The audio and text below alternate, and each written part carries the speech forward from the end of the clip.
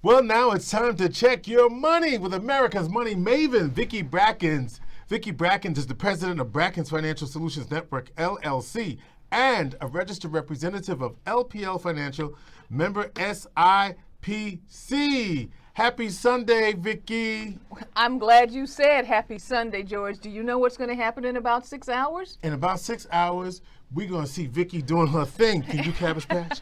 I can do Cabbage Patch. People are going to know how old you are. You're doing Cabbage Patch, okay? So this is the big Black History Month Cabaret. This is the day. Okay? Yes. So we will see everyone there at the Hotel Syracuse, or the original Hotel Syracuse, Right. Marriott downtown. Yes. In 6 hours to hear Jasmine Gint and Gerald Veasley. And Yes. I am more than excited because How excited are you, Vicki? Woo! Excited, okay, George. Because I think it was about 4 days ago that we started to know that we were bursting from the seams, and now we're at overflow capacity. So everything should move through very, very smoothly.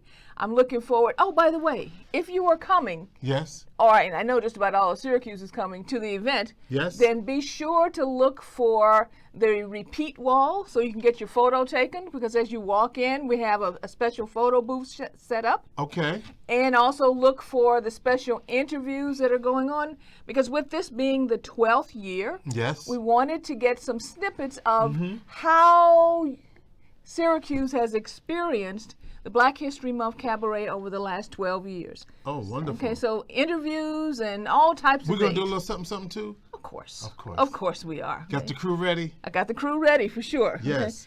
So today, Okay? And George, there's more. I have a really, really, really, really big announcement to make. You going to make it now? No, you Lord. got to be there. I'm trying to. Got to be there. Well, see, Okay. let's do this. All Let's right. give it to the listeners now and the viewers now, and then they'll be clued in. Want to do that? Well, let's just say it this way. We are making a big change. Oh, We are expanding, and we are adding some things.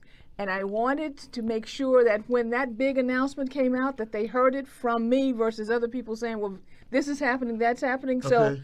I'll give more details on air next week you know what's changing? So, in part of the business or this event? and part of the business. Ooh. And part of the business. And Vicki's been working on some stuff. Okay, so She's you been know working on that. some stuff. okay? Yes, yes. So She's been here's working the on some day. stuff. Today is going to be the big reveal.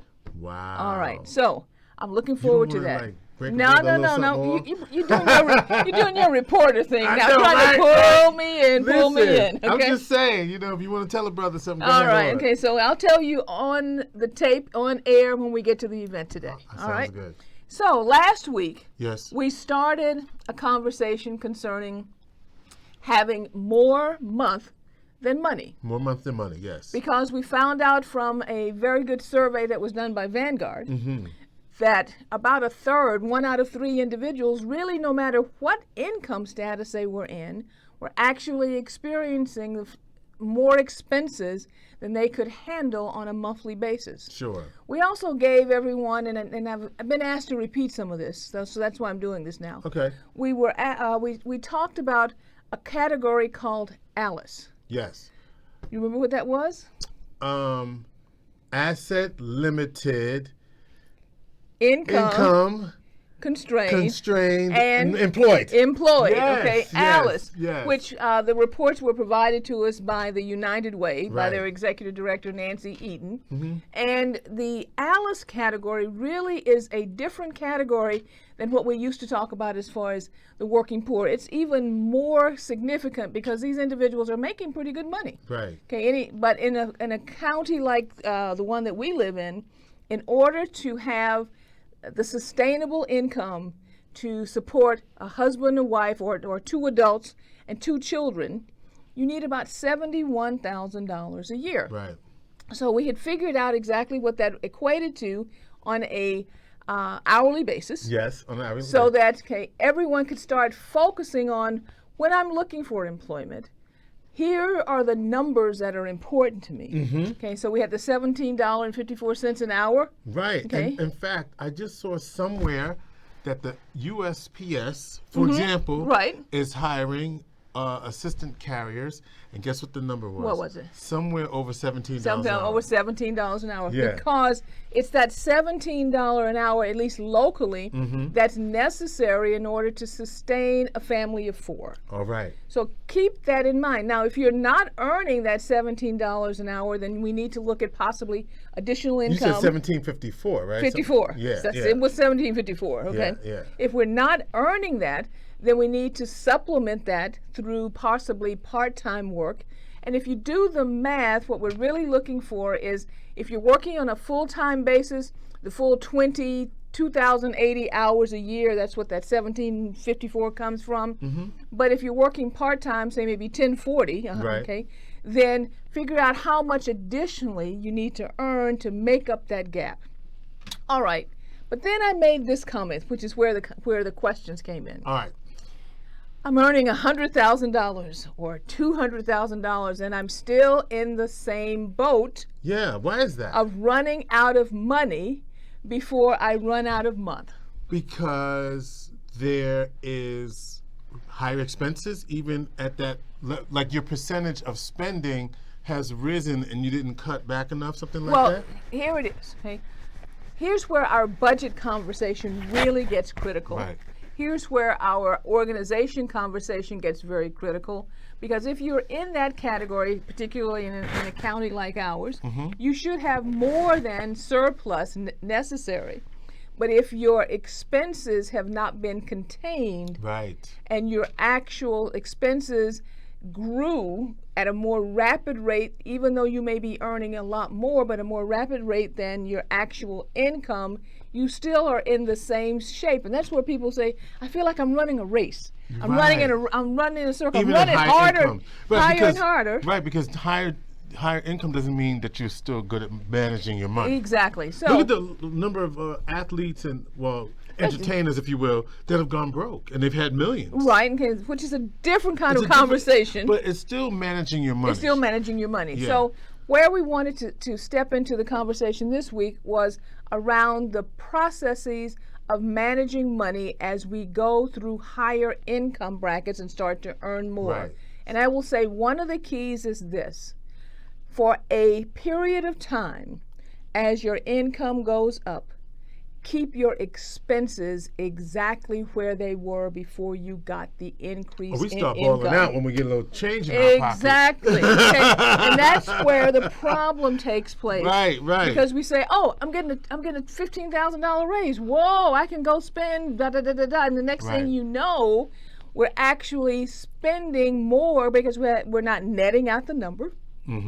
We're looking at the gross increase, and suddenly we're now back into our credit card spending, and we have more month than we have money. So for the first year, if I can encourage everyone, if you have a significant or even any increase in income, other than increasing your 401k contribution, Other than increasing your 401k or your 403b, your retirement plan contribution, keep your expenses for that first 12 months at exactly the same level that you had before the increase. does not though. Well, I'm thinking about college expenses, and these are things that you planned for. But if you didn't, those Well, are the things. that's a different, totally, Now, next another- page. Okay, Next page.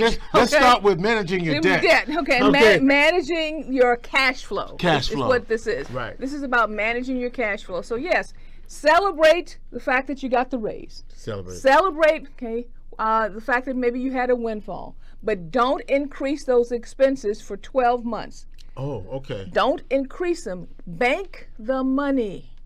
Bank the money. Put the money in the bank. Put the money in your savings account, in your money market account. Bank the money so that you are not automatically starting to climb that expense number higher just because we got this immediate, we have this need because we have more money we think coming in. If you do that, number one, you're going to capture and retain the increase and really feel the benefit, because you can look over here and go, oh, I was supposed to make $5,000 more this year. There's that $3,500 because I had to get taxed. Right, There's that $3,500 sitting here. Okay? Oh, now we can see what it might look like next year to possibly change our living conditions or change some of our expenses. Don't do that too fast. So here's the steps. When you have reached a point where you have an increase your 401k, absolutely. But then after that, stay exactly where you were in your expenses for the first 12 months. Bank the increase and then set a plan for any increased expenses against what the income is going to be going forward. Sounds like a plan to me. So, Okay. Again, looking forward to seeing everybody this evening or this afternoon at 4 o'clock there at the Marriott downtown. Jasmine Gint and Gerald Beasley, you are in for a treat because the people in Syracuse know how to party. Yes, we do. Expect to have a great time, and we're going to have a great time. And the food ain't going to be bad either. Thank you, Bill and Nancy Burns. That's right. Thank you, Bill and Nancy Burns. The food is going to be great, okay? And so we're looking forward to seeing everyone. And don't forget, on March 27th, you ready? I heard a new Omega chapter of the Alpha Kappa Alpha Star Variety Incorporated. Exactly. Is hosting. I will be presenting their part 2 of their Legacy Economic Seminar. Yes. They're at the Central New York Community Foundation on East Fayette Street. Doors open at 6 p.m. Get your tickets today.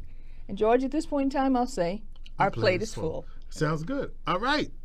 Vicki Brackens is the president of Brackens Financial Solutions Network, LLC, and a registered representative of LPL Financial, member SIPC. Inspiration for the Nations, brought to you by Brackens Financial Solutions Network.